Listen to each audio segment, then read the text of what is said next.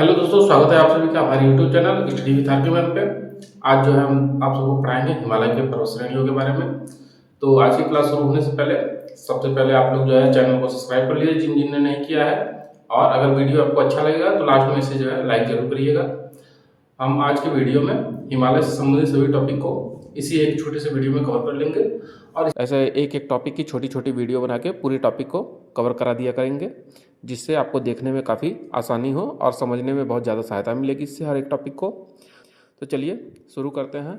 आज की टॉपिक जो है हिमालय, तो हिमालय से संबंधित चलिए देखते हैं। आज जिस स्थान पे हमारा हिमालय स्थित है उस स्थान पे काफ़ी समय पहले पहले एक सागर हुआ करता था जिसका नाम था टेथिस सागर। ठीक है, इस समय वर्तमान में जो हिमालय है वहाँ पे पहले टेथिस सागर था।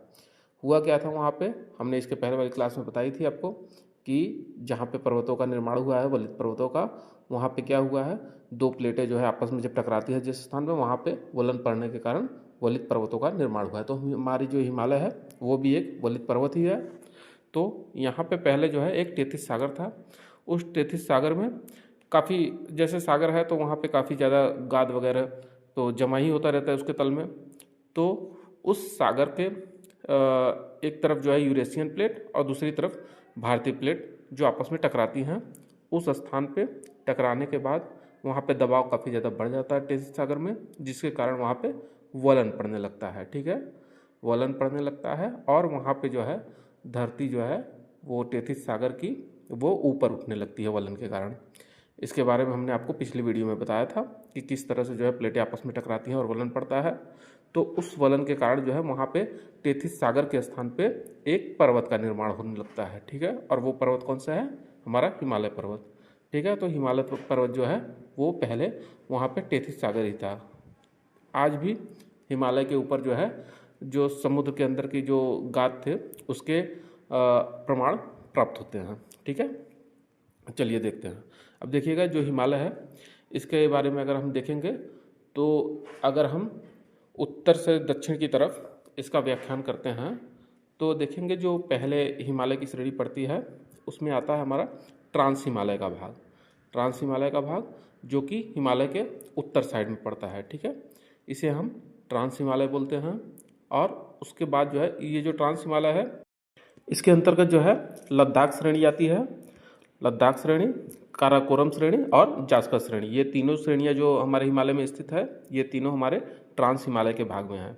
ठीक है, और जो भारत की सबसे ऊंची चोटी है K2 वो इसी जो है ट्रांस हिमालय के ही ट्रांस हिमालय में ही आती है। ठीक है, इस के ही ट्रांस हिमालय में ही आती है। ठीक है, इसके बाद जो है और दक्षिण की तरफ इसके जस्ट पीछे जो श्रेणी है उसे हम कहते हैं महान हिमालय। ठीक है, महान हिमालय, इसमें महान हिमालय में जो है ये सबसे ऊंची और सबसे प्राचीन हिमालय की श्रेणियाँ इसमें आती हैं। अब समझिएगा इसमें कि इसकी जो औसत ऊंचाई है वो लगभग 6100 मीटर है, किसकी, हमारे महान हिमालय की। ठीक है, जो दुनिया की सबसे ऊंची चोटी है एवरेस्ट वो और कंचनजंगा इसी जो है महान हिमालय में ही स्थित है। ठीक है, इसके बाद और जब हम दक्षिण की तरफ आएंगे तो उसके वो जो श्रेणी है उसे हम कहते हैं लघु हिमालय। ठीक है, वो हिमालय का जो पार्ट है उसे लघु हिमालय कहा जाता है।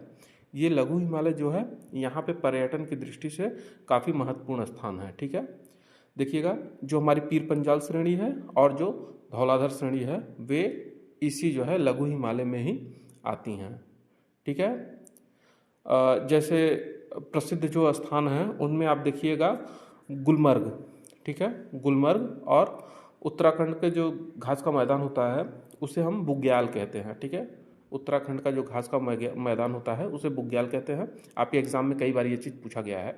तो जो बुग्याल है वो भी इसी पर्वत श्रेणी में पाया जाता है और जो गुलमर्ग है वो भी इसी पर्वत श्रेणी में ही स्थित है लघु हिमालय में। ठीक है, इसके बाद जो है जो सबसे दक्षिण वाला पार्ट है उसे हम कहते हैं शिवालिक हिमालय। कौन सा, शिवालिक हिमालय। ये श्रेणी जो है सबसे नई श्रेणी है, ये सबसे बाद में बनी हुई श्रेणी है। इसी श्रेणी में जो है देहरादून और जो हमारा हरिद्वार है इनकी घाटियाँ इसी श्रेणी में स्थित है। ठीक है, ये तो हो गया जो है हिमालय के बारे में उत्तर से दक्षिण की तरफ व्याख्यान। अब हम जो है हिमालय के बारे में पश्चिम से पूर्व की तरफ देखेंगे तो क्या है उसे देखते हैं। कश्मीर हिमालय। ठीक है, ये जो है ये हमारी सिंधी नदी से लेके सतलज नदी के बीच में जो भी पार्ट है हिमालय का, उसके अंतर्गत जो हिमालय आता है उसे हम कश्मीर हिमालय के नाम से जानते हैं। ठीक है, इसमें मुख्यतः जो है जास्कर और लद्दाख श्रेणी इसके अंतर्गत आती हैं। किसमें? कश्मीर हिमालय या पंजाब हिमालय के अंतर्गत।